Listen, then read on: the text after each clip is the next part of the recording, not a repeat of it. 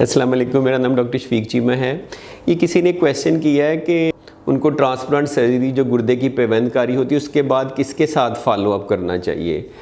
यानी कि सर्जरी हो गई है, ट्रांसप्लांट की सर्जरी ऑपरेशन हो गया, अब इन्हें यूरोलॉजिस्ट या ट्रांसप्लांट सर्जन के साथ फॉलो अप करना चाहिए या नेफ्रोलॉजिस्ट या ट्रांसप्लांट फिजिशियन के साथ फॉलो अप करना चाहिए। तो आइडियली तो दोनों के साथ करना चाहिए अगर दोनों टीमें आपस में मिल के काम करती हैं। वरना उसमें रूल ये पूरी दुनिया में कि पहले 2 या 3 महीने आप दोनों के साथ फॉलो अप करते हैं, सर्जन के साथ भी, नेफ्रोलॉजिस्ट के साथ भी, और 3 महीने के बाद आप सिर्फ नेफ्रोलॉजिस्ट के साथ फॉलो अप करते हैं।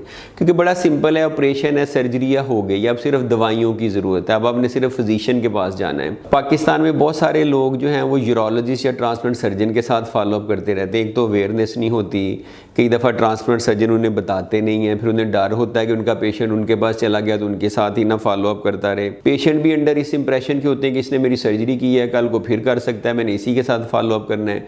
कुछ डरते हैं, कुछ घबराते हैं, कुछ को अपने राइट्स नहीं पता होते। आइडियली होना चाहिए कि वो यूरोलॉजिस्ट या ट्रांसप्लांट सर्जन खुद ही उसको रेफर कर दे नेफ्रोलॉजिस्ट के पास।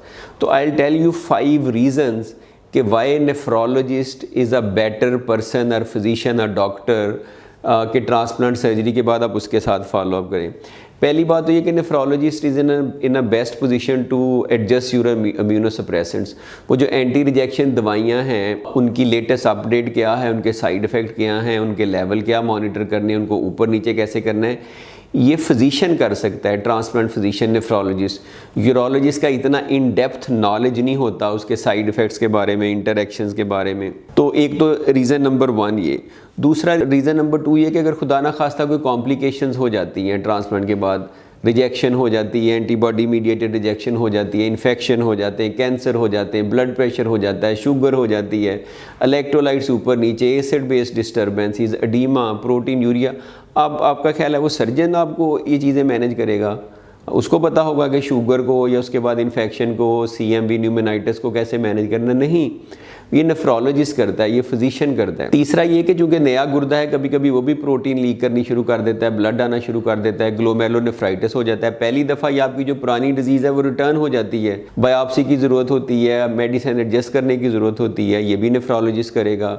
तो इसलिए भी आपको नेफ्रोलॉजिस्ट के साथ ही फॉलो करना चाहिए। चौथी बात ये कि आपको ट्रांसप्लांट तो हो गया है, लेकिन आप एक जीते जागते इंसान हैं, आपकी और भी रिक्वायरमेंट हैं। आपको इम्यूनाइजेशन होनी है, कुछ प्रोफिलैक्सिस मिलना है, कोई वैक्सीनेशन मिलनी है, आपकी हेल्थ मेंटेनेंस, मुख्तलिफ डिजीज़ की स्क्रीनिंग होनी है। वो तो surgeon they are not use to doing that, वो तो वो करते ही नहीं हैं, वो कर ही नहीं सकते, उनके पास एबिलिटी नहीं है, उनकी ट्रेनिंग नहीं है, वो तो सर्जन हैं। तो इसलिए भी ये सारी चीज़ों की मैनेजमेंट के लिए भी वही है।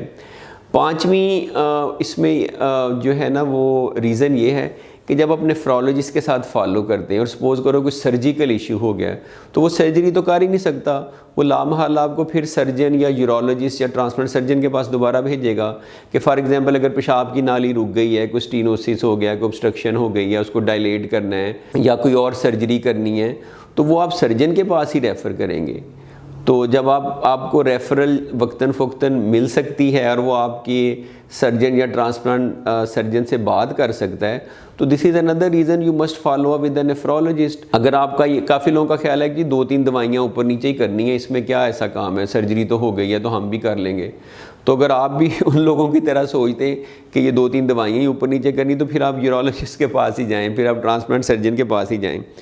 अगर आपका ख्याल है कि बस ट्रांसप्लांट हो गया, अब कुछ भी नहीं करना, सारा कुछ खाना पीना है, बाकी बीमारी की कोई अहमियत नहीं है, गुर्दे फिर ख़राब हो जाए तो ये मुझे नया गुर्दा डाल देगा, तो फिर आप ठीक हैं, फिर आप इन्हीं के साथ फॉलो अप करें, फिर आप ट्रांसप्लांट सर्जन या यूरोलॉजिस्ट के साथ ही फॉलो अप करें। अगर आपका ख्याल है कि ये किडनी आपने 20-25 साल नहीं चलाना, या अगर आप खुदा ना खास्ता आपको हार्ट अटैक होता है, उसकी प्रिवेंशन आपने नहीं करनी, मेडिसिन ऑप्टिमाइज़ नहीं करनी, तो फिर भी ठीक है, फिर आप इन्हीं के साथ फॉलो अप करें।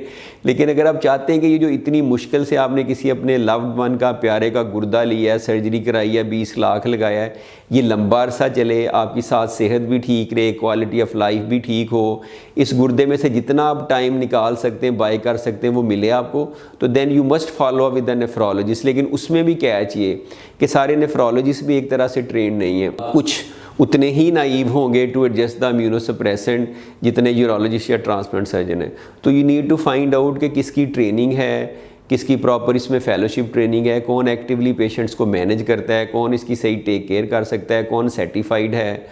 तो a good nephrologist could add basically 5 to 10 years to your allograft life। जो आपके गुर्दे की उम्र है या ज़िंदगी है उसमें 5 से 10 साल ऐड कर सकता है। I hope I was able to answer your question. Thank you.